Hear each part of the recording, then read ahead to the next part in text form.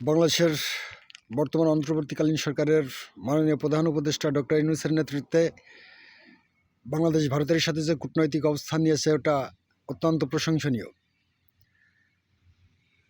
বন্ধুর মুখে লুকিয়ে থাকা শত্রু ভারত স্বাধীনতা যুদ্ধে আমাদেরকে সহযোগিতা করেছিল, সেই জন্য ভারতের প্রতি আমরা কৃতজ্ঞ। কিন্তু স্বাধীনতা পরবর্তী সময়ে ভারত আমাদের সাথে যে আচরণ করেছে, যেভাবে আমাদেরকে শোষণ করেছে, আমাদের অভ্যন্তরীণ বিষয়ে যেভাবে হস্তক্ষেপ করেছে, তা কোনোভাবেই গ্রহণযোগ্য ছিল না। কিন্তু এই বিষয়ে জোরালো স্পষ্ট অবস্থান এবং প্রতিবাদ করার মতো রাজনৈতিক সরকার আমরা দেখিনি।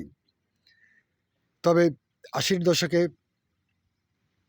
৭০-এর দশকে শহীদ রাষ্ট্রপতি জিয়াউর রহমান তালপট্টি দ্বীপের বিষয়ে এই শক্ত অবস্থান নিয়েছিলেন ভারতের বিরুদ্ধে।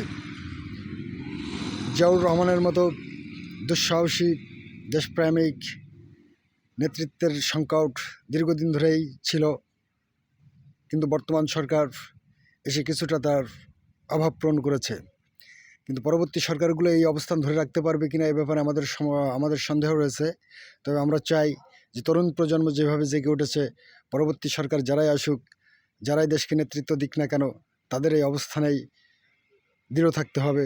শহীদ রাষ্ট্রপতি জিয়াউর রহমানের দেখানো পথেই বাংলাদেশকে পরিচালিত করতে হবে এবং প্রফেসর ইউনূসের যে সাহসী কর্মকাণ্ড, এই সাহসী পদক্ষেপগুলোর ধারাবাহিকতা রাখতে হবে। না হলে তরুণ প্রজন্ম হয়তো বাংলাদেশের রাজনৈতিক সংস্কৃতির বড় ধরনের পরিবর্তন আনতে তারা আবার মাঠে নামবে, আবার হয়তো সংগ্রামে তারা মেতে উঠবে। ধন্যবাদ।